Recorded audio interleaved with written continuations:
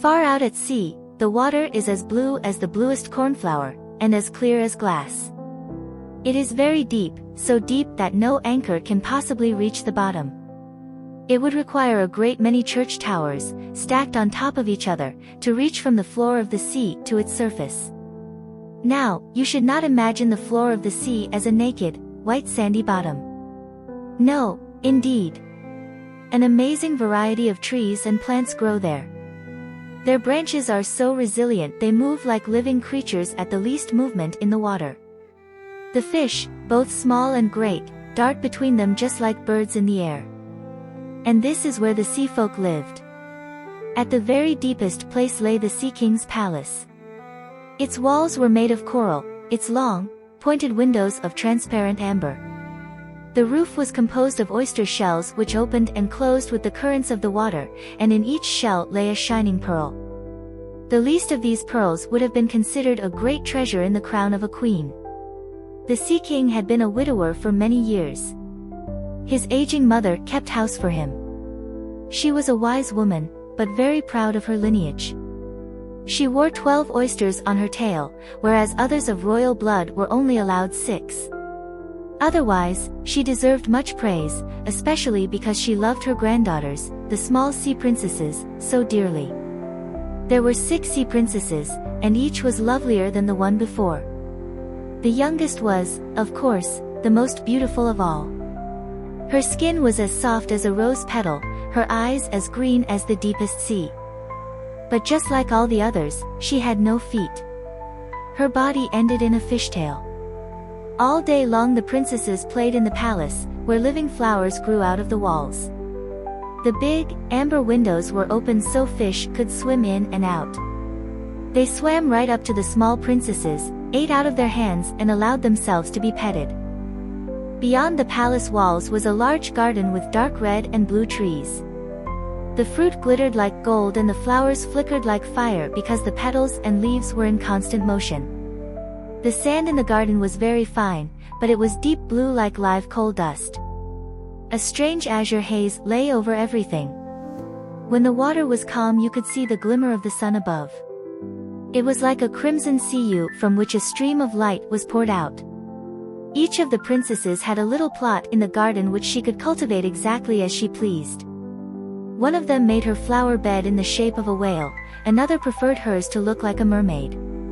But the youngest made hers perfectly round like the sun and planted only red flowers. She was a mysterious child, quiet and thoughtful. Her sisters decorated their flower beds with things they had found on sunken ships, but she kept only a marble pillar in hers. It was the statue of a boy. She planted a rose-colored weeping willow beside it. The willow grew lush and wild. The shadow which it cast upon the floor of the sea was violet-colored, and was in constant motion just like its branches. It looked like the roots and the leaves of the willow were kissing each other. The princess's grandmother, the aging sea queen, was fond of telling stories, and none were more popular among the mermaids than those about the human world above. The youngest mermaid, especially, enjoyed hearing how the flowers above had a fragrance, which they did not have on the floor of the ocean. And in the forests, the fish, which flitted among the branches, could sing ever so sweetly.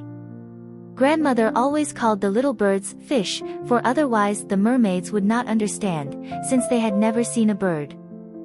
On your 15th birthday, promised the old queen, you will be allowed to swim to the surface of the sea.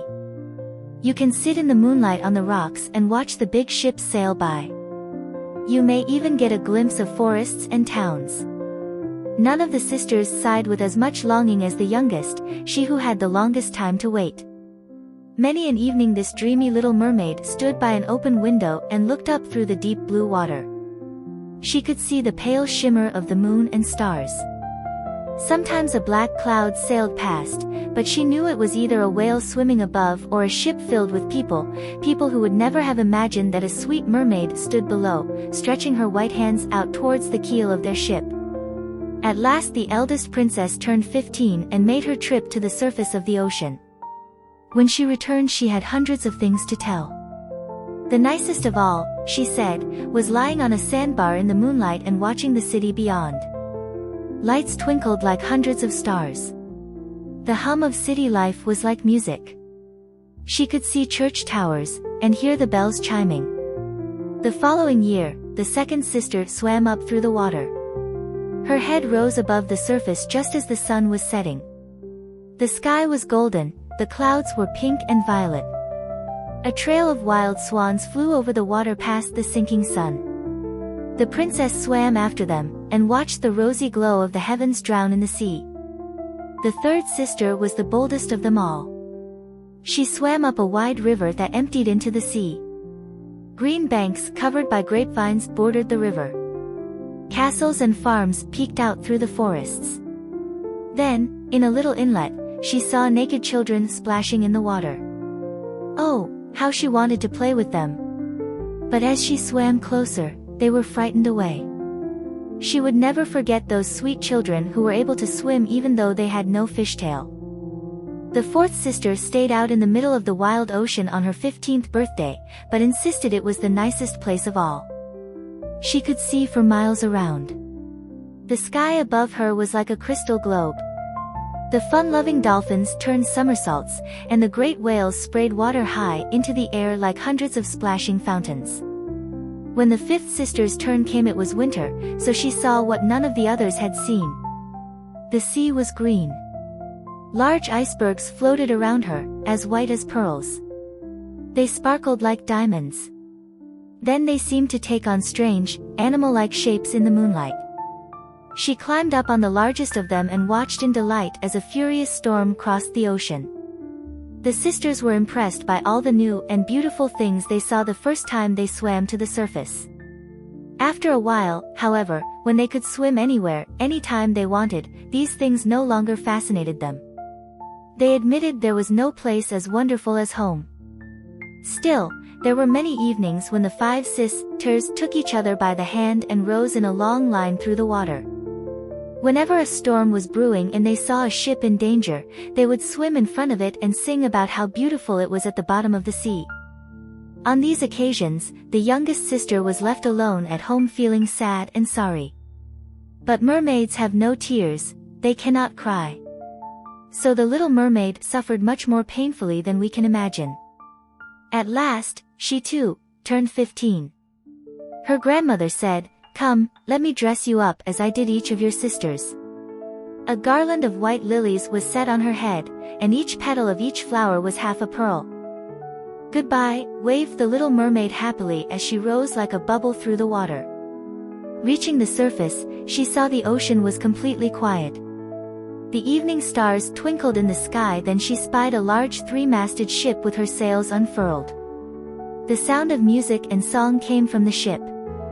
Hundreds of swaying, colored lamps lined its deck, like flags of all nations, waving in the breeze.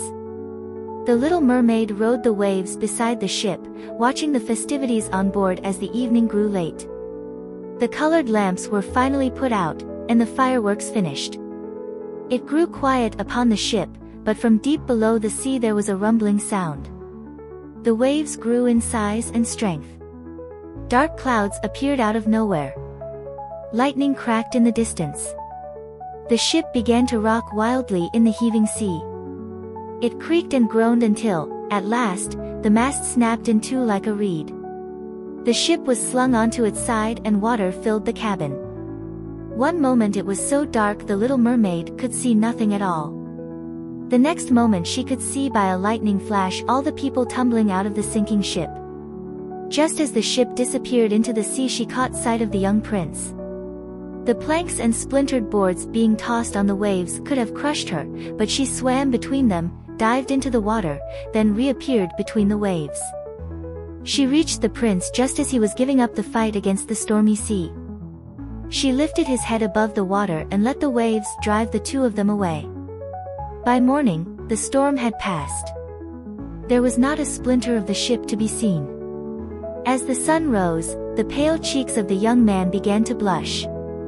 The little mermaid kissed him on his forehead and stroked his hair. She thought he looked like the boy carved upon the marble pillar in her little garden. She kissed him again, desperately hoping he would live. On the horizon, a lovely coastline appeared. The little mermaid swam to the shore and laid the prince carefully on the sand with his head in the warm sunshine. Suddenly, bells starting ringing from a nearby building. Girls ran into the garden close to the beach. The little mermaid dived back into the sea to hide. She stayed behind a rock which jutted out of the water, and camouflaged herself with sea foam. Then she watched to see what would happen to the poor young prince. One of the girls wandered towards the beach. When she saw the boy lying soaking wet in the sand, she was frightened. The prince opened his eyes and smiled at her. But he had no smile for the little mermaid, for he did not know that she was the one who had rescued him. They led him away, and the sad little mermaid swam sorrowfully back to her father's palace. At home she had always been quiet and sensitive, but now she became even more so. When her sisters asked what she had experienced on her trip above, she said nothing. Sometimes she would swim through the sea to the place where she had left the prince. She saw how the fruit along the coast ripened and was picked. She saw how the snow on the mountaintops melted, but she never saw the prince. Each time, she returned home even sadder than the time before. At last the little mermaid could no longer bear it. She told one of her sisters, and then almost immediately, the others knew as well. No more than these 5 were told, besides a couple of other mermaids who promised not to tell anyone except their closest friends. It turned out that one of these friends knew who the prince was and where his kingdom could be found. "Come, little sister," said the other princesses. With their arms around each other's shoulders, they rose in a line up out of the sea just in front of the prince's castle. The castle was built of pale, polished stone. Its marble staircase went right down to the sea. Now that the little mermaid knew where the prince lived, she returned to his castle many times. She swam much nearer to the shore than her sisters dared. On many an evening she watched as he stood alone on his balcony. Other times she watched him sail in his magnificent ship. Sometimes she heard the fishermen talk about how good the young prince was. It made her happy that she had saved his life. She remembered how securely his head had rested against her shoulder. Yet he knew nothing about her, he could not even dream about her. The little mermaid grew to love humans more and more. She wished she could live among them. Their world was much larger than hers. Their countries stretched over forest and field farther than she could see. There was so much she wished to know. Her sisters could not answer all her questions, so she asked her grandmother, "If humans do not drown, do they go on living? Do they ever die as we do here in the sea?" "Yes, they must also die," answered her grandmother, "and their lifetime is shorter than ours. We live to be 300 years old, but when we die we have no graves among our loved ones. We become foam on the ocean. We have no eternal soul which can go on living. But humans have a soul which lives forever. It rises through the air to the shining stars, to unknown, wonderful places which we will never see. Why weren't we given an eternal soul? I would give all of my 300 years for just one day among humans and a chance to share in the heavenly world. Can't I do anything to win an eternal soul, grandmother?" "There is only one way," answered the old woman gently. "If a man, somewhere, sometime, fell so much in love with you that you came to mean more to him than his father or mother, if he vowed to be faithful to you forever, then, at the moment the two of you were married, his soul would flood into your body and you would be filled with human happiness. He can give you a soul and yet keep his own. But it will never happen. No human wants a wife with a fishtail. On earth one must have 2 clumsy pillars called legs in order to be thought beautiful." The little mermaid sighed and looked sadly at her fishtail. "Let us be happy," said the old woman. "We can splash and swirl for 300 years. It is time enough. And tonight is the palace ball." That evening a broad, swift current flowed through the ballroom at the palace. Upon this current the mermen and mermaids danced to the music of their own singing. Humans do not possess such beautiful voices. The little mermaid sang most beautifully of them all. They applauded her, and for a moment she felt happy, for she knew she had the loveliest voice on earth or in the sea. Her happiness, however, was brief. For she could not get the prince out of her mind, nor could she quell the longing for an eternal soul. While the others danced, the little mermaid silently left her father's palace and headed for the house of the sea witch. Though it was a fearful thing to do, she was willing to risk anything to win the desire of her heart. She swam towards the turbulent whirlpool behind which the witch lived.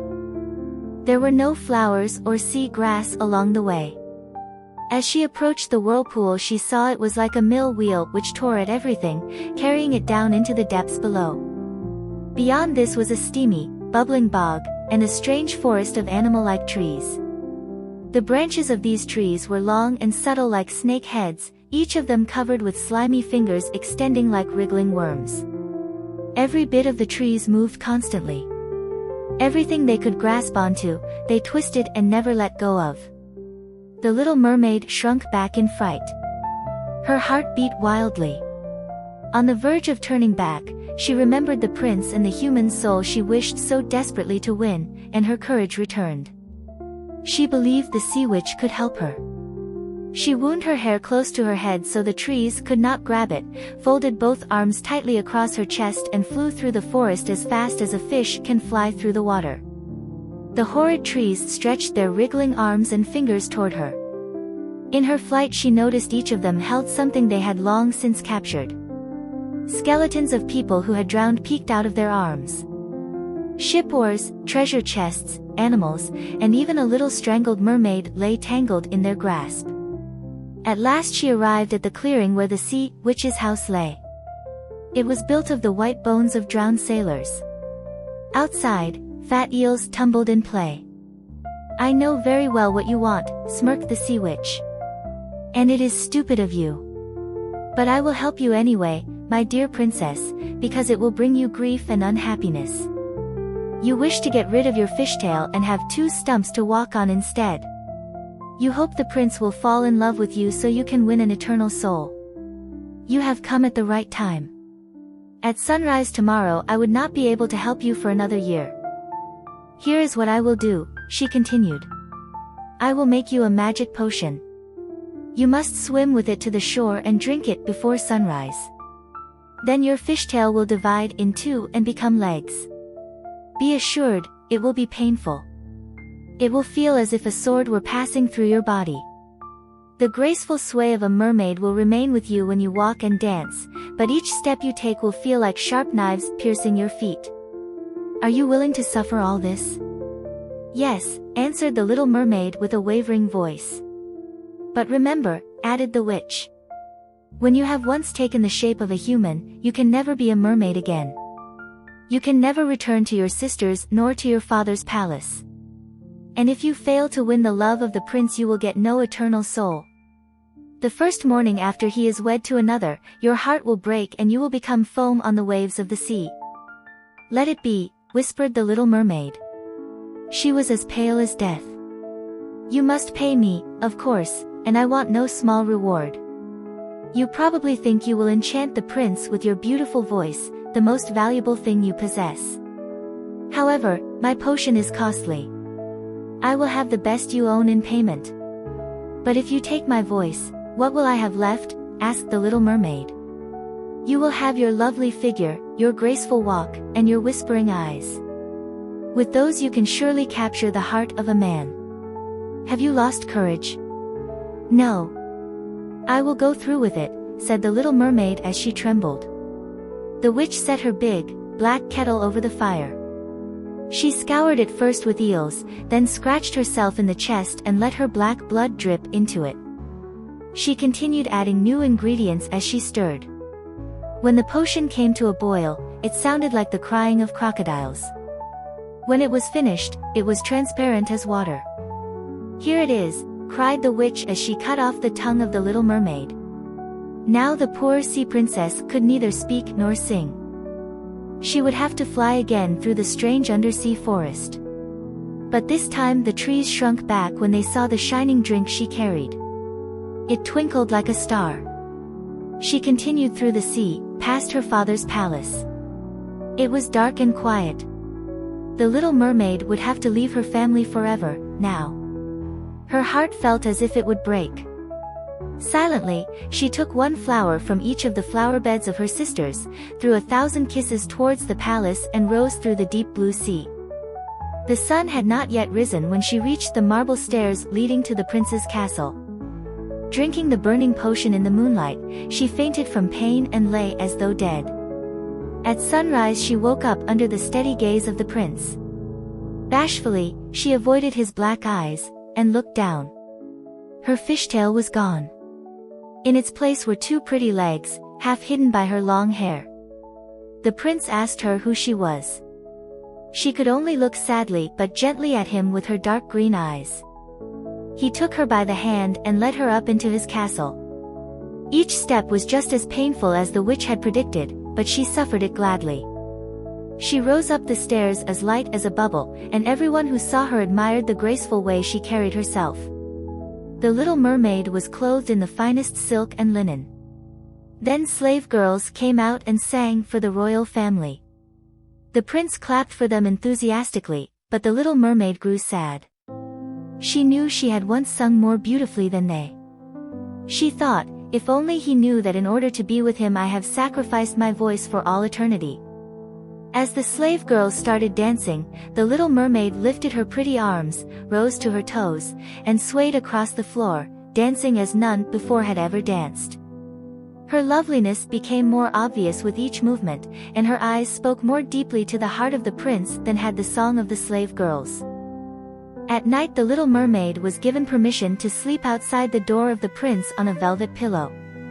By day she rode horses with him through the forests, and climbed mountains with him to watch the clouds float by below. In the evenings she went out on the marble steps to cool her burning feet in the cold sea water. At these times she thought about her loved ones below. One night her sisters came, arm in arm, through the water. They were singing ever so sorrowfully. The little mermaid waved to them. They told her how unhappy she had made them. Each night thereafter they visited her. One night she saw her grandmother and her father, the Sea King, wearing his crown. They stretched out their hands towards her from afar, for they dared not to come too close to land. Day by day, the little mermaid became more dear to the prince. He loved her as one loves a little sister, but it did not occur to him to make her his queen. "You are the most loving person I've ever known," he said. "And you resemble a young girl I saw once when I was driven ashore after a shipwreck. That girl saved my life and she is the only one I could possibly love in all this world. You bring the memory of her face back to my heart." "He does not know that it was I who saved his life," thought the little mermaid. "It was I who carried him through the sea and watched over him. I even saw the girl who found him, the girl he loves more than me." The little mermaid sighed deeply, for she could not cry. "At least, I am the one who is with him now. I will care for him, love him, devote my life to him." One day the king and queen announced the prince was to be married. He was to have the daughter of the neighboring king for a wife. A great ship was equipped for his trip. "My parents want me to see the princess," he said to the little mermaid. "But they cannot force me to make her my bride. I could never love anyone except the girl who saved my life. And I will never see her again, I'm sure. If I am to marry, I would sooner marry you, my child." Then he played with her long hair, and laid his head on her heart. Her heart began to dream in earnest about human happiness and an eternal soul. As they sailed toward the neighboring kingdom, the prince told the little mermaid about the storms at sea, the moods of the ocean, and the extraordinary fish at the bottom of it, the ones his divers had seen. She smiled as he spoke, for no one knew better than she did what lay on the bottom of the sea. In the clear night, when all the others were asleep, the little mermaid sat at the bow of the ship and looked down through the clear water. She almost thought she saw her father's palace. Then her sisters appeared, looking terribly sad, and wringing their hands. She waved to them, smiled and tried to let them know that she was well and happy. The following morning, the ship sailed into harbor. All the church bells were ringing to welcome the prince. When the princess came into sight, the little mermaid admitted she had never seen a lovelier young woman. Her skin was smooth and delicate, her eyes were cheerful and loyal. "It is you," declared the prince to the young woman. "You're the one who saved me when I was washed ashore." The prince embraced his blushing bride. He turned to the little mermaid and said, "My wildest dreams have come true. Surely, you will rejoice with me, for no one loves me as you do." The little mermaid kissed his hand, but felt as if her heart would break. His wedding day would mean her death. Heralds rode through the city streets proclaiming the engagement. The bride and groom took each other's hand and received the blessing of the bishop. The little mermaid carried the veil of the bride, but her ears did not hear the festive music, nor did her eyes witness the sacred moment of marriage. She was absorbed in thoughts about all she had lost in the world. That evening the bride and bridegroom boarded the ship among banners and fireworks. The colored lamps were lit and the sailors danced upon the deck. The little mermaid was reminded of the first time she had seen the prince. She began to whirl and sway to the music. Never had she danced so wonderfully. She didn't even feel the piercing knives tearing at her feet, for her heart was in much greater pain. She knew it was the last evening she would see the one for whom she had left family and home, for whom she had given away her voice and suffered daily agony. And he would never know. The festivity on the ship lasted until well past midnight. The little mermaid laughed and danced, though feelings of death filled her heart. Finally the bride and bridegroom retired for the night in the beautiful tent. All became quiet. The little mermaid leaned against the railing and looked eastward towards dawn. She knew the first sun rays would kill her. Then she saw her sisters rise out of the sea. They were as pale as she. Their hair no longer waved in the wind, for it had been cut off. "We have given our hair to the sea witch so you would not have to die tonight. She has given us a knife. Before sunrise you must drive it into the heart of the prince, and when his blood sprinkles onto your feet you will become a mermaid again and live out your 300 years. Hurry. He or you must die. Grandmother has mourned for you. All her white hair has fallen out from grief. Kill the prince and return. Hurry. Don't you see that red stripe across the sky?" The princesses threw the knife on board the ship, gave a strange, deep sigh, then disappeared among the waves. The little mermaid drew aside the heavy curtain from the door of the tent and saw the lovely bride asleep with her head resting upon the prince's chest. She bent and kissed the prince, glanced back at the sky as it grew lighter, and tightened her grip on the knife. She looked again at the prince. In his sleep he murmured the name of his bride. She was the only one in his dreams. The knife quivered in the hand of the little mermaid. Suddenly, she turned and cast it far out into the sea. The waves turned red where it fell, like splattered drops of blood upon the water. Once more the little mermaid gave a half-glazed glance at the prince. Then she ran across the deck and threw herself into the sea. The sun rose. Its rays fell warm and kindly on the deathly cold ocean foam. But the little mermaid did not feel death. She saw the sun above, and then, hundreds of gracefully swaying spirits floating over her. She could see through them, beyond, to the white sail of the ship, and the red clouds in the sky. Their voices were melodious, and so spiritual no human ear could hear them, just as no human eye could see these spirits. They had no wings, yet swayed blithely in the air. The little mermaid felt herself rise out of the foam with a body like theirs. "Where am I going?" she asked. Her voice chimed musically like the others. No music on earth or under the sea would ever be able to duplicate it. "With the daughters of the air," answered the others. "You, little mermaid, were given no eternal soul, but like us, you are able to create one because you have a loving, giving heart. We fly to hot and humid parts of the world and fan a cool breeze upon the inhabitants plagued by disease.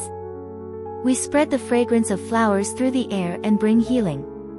When we have done as much good as we possibly can for 300 years we will win an eternal soul, and take part in the eternal bliss which was meant for humans. You have tried with all your heart to do the same.